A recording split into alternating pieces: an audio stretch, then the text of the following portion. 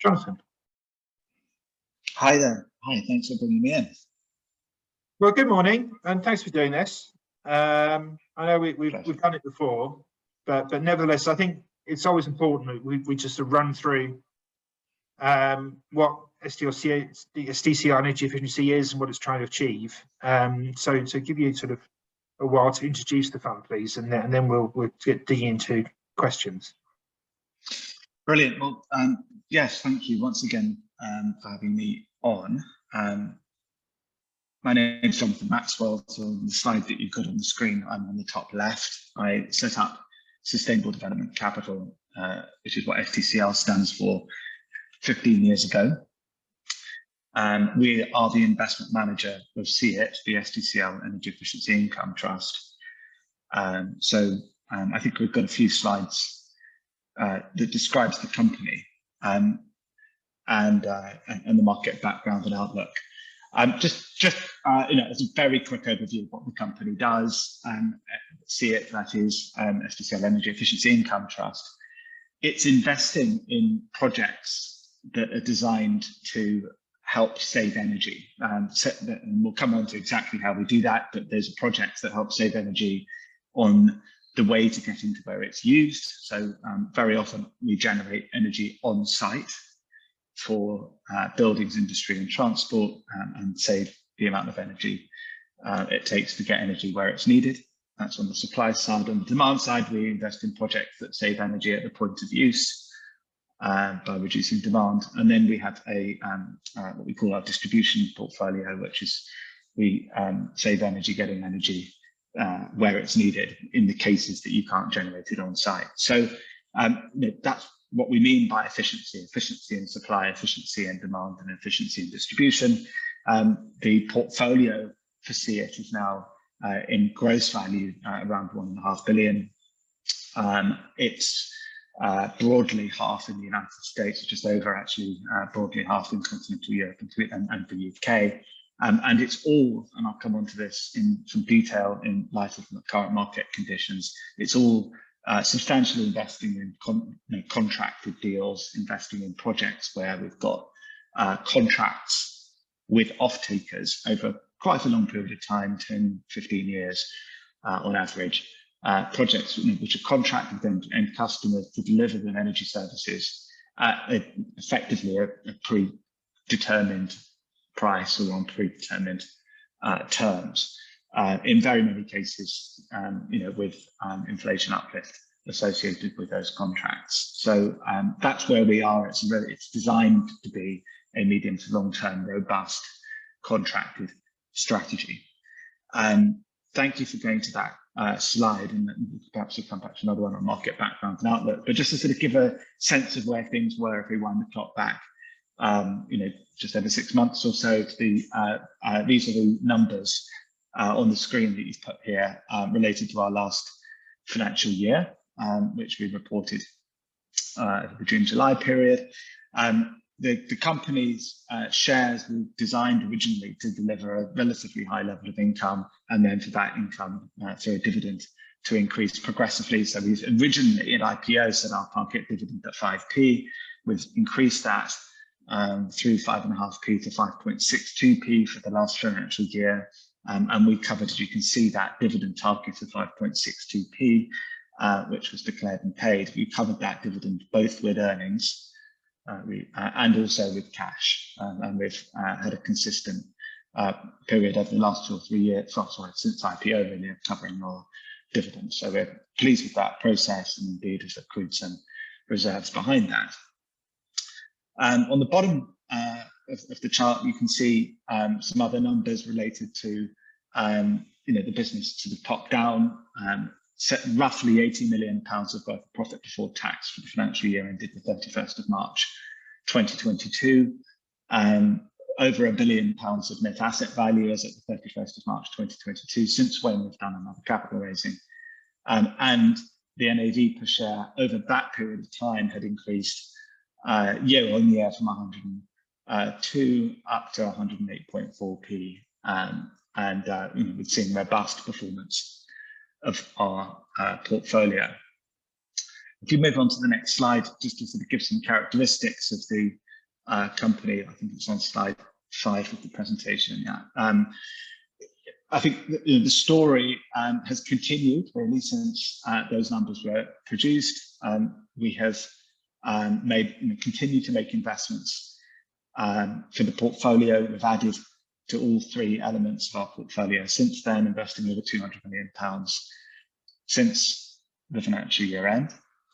Also, since the financial year end, we've raised capital to support our investment program then and in the future, so 135 million at the first half of September 2022, and we thank our shareholders for their support in that process. The company's portfolio today is very largely operational, so over 80% of our investments are in operational assets that generate earnings and cash to contribute to our dividend. And we're very focused, as we always have been, on managing and optimizing those assets so that we can increase margin, increase our revenues, manage our costs, and indeed continue to grow the value of the portfolio. Because the projects are highly focused on long-term contracted income, we are therefore designing our portfolio to deliver a strong and predictable cash yield in terms of the dividend to shareholders. And in fact, we increased our dividend target from 5.62p last year to 6p this year. The portfolio today is well diversified. It's well diversified by credit counterparty. So over £1 billion worth of assets now, well over £1 billion worth of assets, including our debt, about £1.5 billion. So well diversified by credit counterparty, by technology, by sector, by geography, and we have a moderate gearing policy. So we have gearing currently running at about 35% of net asset value. If we just move on to the next slide, just to give a sense of the strategy, and then I would like to zoom out after a couple of slides just back into the beginning here in terms of the market background. But in terms of the strategy, as I said, it's really about supplying energy efficiently, making sure that energy is used efficiently at the point of use, and it's about making sure it gets where it's needed efficiently too. So supply, demand, and distribution are the 3 elements of the Venn diagram here. The real sort of critical mass of the supply side of the SEEIT portfolio over the course of the last 2 or 3 years has been represented by some big projects and portfolios, and we have identified them on this slide at the top left. Onyx, which is a very large solar and storage platform that we own, actually jointly with Blackstone across the United States, that we're adding to. Primary Energy, which delivers heat recovery and waste flue gas recovery, energy recycling, in other words, for the steel industry, concentrated in Indiana and in the north of the United States. It's Primary Energy on the right-hand side, top right-hand side. Actually, I'm speaking from today from SEEIT Oliver, which is a portfolio of 9 projects here in Spain, which generate energy, effectively recycle energy as well here. So that's the supply side of our business. We've added during the period to that supply side portfolio. We acquired substantially all of the renewable energy assets that United Utilities have connected directly to their facilities and buildings across the UK. So we're delighted to have signed and closed that deal now, providing energy services, clean energy services on site, lower cost, lower carbon, more reliable than the grid to United Utilities nationwide. And indeed, we're hoping to add to that through additional projects that we can design and build for them. So really excited to have United Utilities on the client list. We also invested in a project over the financial year in Portugal, which provides on-site generation to the industrial sector here. On the bottom right-hand side, you can see some classic projects we've had: LED lighting, heating, ventilation, air conditioning. We did at IPO, we had already had a very large LED lighting project that helps reduce demand for and therefore the cost of energy inside of all of Santander's buildings nationwide. We've added thousands of contracts now through Future Energy Solutions, which we invested in the United States. And then we've actually added a couple of investments in some very innovative but now proven technologies like variable speed drives that don't use rare earths, with turntide and immersion cooling for data centers with isotopes. So very exciting progress on the demand side. And then, on the distribution side, we've been proud to own Stockholm's gas grid, which happens to be almost entirely a biogas network. So we're taking biogas and distributing that to over 50,000 customers across Stockholm, and indeed working very hard at the moment to get more services and more value and more margin out of that opportunity. Next slide simply just covers off, won't go into too much detail right now, but covers off some more information about some of those newer investments in our portfolio. But if I zoom out on the next slide, as I said at the beginning, broadly just over half actually of our portfolios in the United States, and the rest of it here in Europe and in the UK. Having said that, it's very, very well diversified across the US. We're in every state except Hawaii. In Europe, we've now got investments in the UK and Ireland, in Spain and Portugal, and Sweden, also up there in Iceland, and then we've got a couple of very small projects in Asia within